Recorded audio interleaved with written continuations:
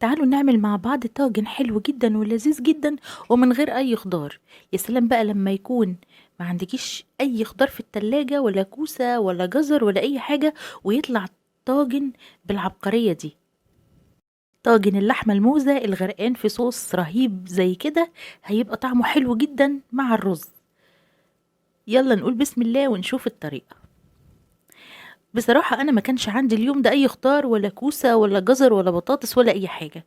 كل اللي كان عندي مكونات السلطة. عندي فلفل أصفر وفلفل أحمر وفلفل أخضر.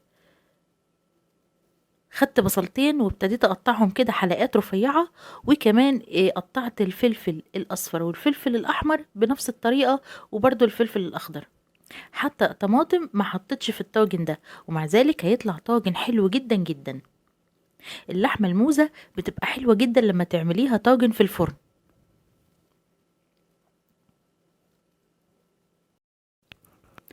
تعالوا بقى في طاسة على البوتاجاز من فوق كده الأول قبل ما ندخلها الفرن، هنحط حتة سمنة بلدي كده حلوة في الطاسة. وليه؟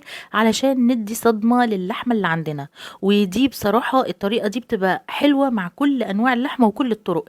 ازاي؟ اني انا قبل ما استخدم اللحمة اديها صدمة. اولا هقفل المسام بتاعتها ومش هخليها تطلع العصارة اللي جواها، لان العصارة دي بتبقى هي البروتين بتاع اللحمة. تمام، فاحنا عايزين نخلي اللحمة تحتفظ بقيمتها الغذائية.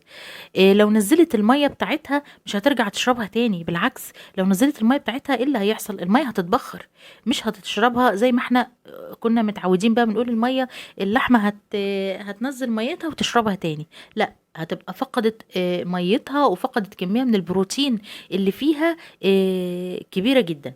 هنديها صدمة في طاسة سخنة، وهنبتدي بقى ننزل بورقتين لوري، رشة فلفل أسمر وهي بتتشوح كده قدامنا، رشة بابريكا. يعني هننكهها بحاجات بسيطة جدا جدا. في الوقت ده أنا دخلت الطاجن اللي هعمل فيه الفرن علشان يسخن، وشغلت الفرن كمان علشان أكسب وقت. كده الطاجن سخن معايا، جبته بقى من الفرن وهبتدي أنزل بيه بحتت اللحمة اللي أنا شوحتها دي. الله، اطلعي بقى يلا، بلاش اجيب حاجة تانية اشيلك بيها مادام انتي مش عايزة تتشالي. نجيب شوكة كده ونحط فيها حتت اللحمة بتاعتنا، وفي نفس الطاسة هننزل بالبصل اللي احنا قطعناه شرايح رفيعة او جوليان. هنقلب كده بسرعة، تقليبة بسرعة، عشان اول لما يبتدي يدبل كده هننزل بالفلفل الاصفر والفلفل الاحمر، وكمان هننزل بالفلفل الاخضر كله دفعة واحدة. هنديله بقى تشويحة حلوة كده.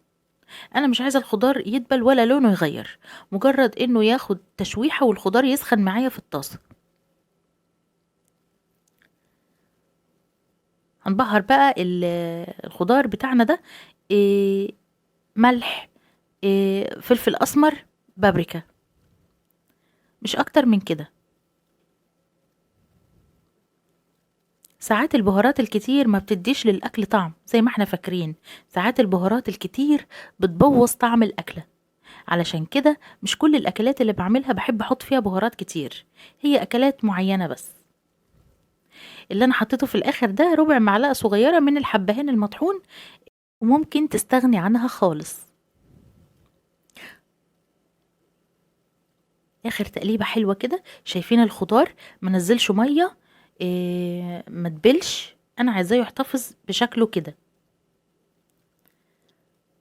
خلاص هنطفي النار.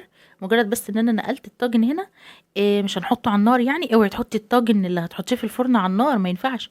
وهننزل بقى بكل الخضار اللي عندنا، وهنجيب شوية مية كده سخنين في الطاسة بتاعتنا بالشكل ده، وهنبتدي ننزل بيها على الطاجن بتاعنا.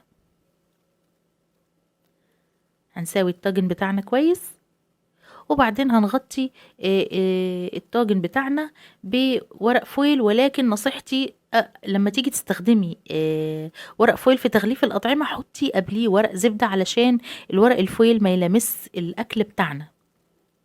بعد ساعة ونص طلعنا الطاجن بقى بالشكل الجميل ده. يعني عايزة اقول لكم ان الصوص اللي طالع منه ده كان اطعم من اللحمة بمراحل.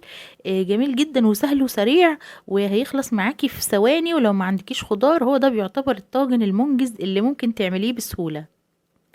لو عجبك الفيديو، لايك واكتبي لي كومنت حلو، وقولي لي ايه رأيك بقى في البرام او الطاجن اللي من غير خضار ده. شكرا للمشاهدة.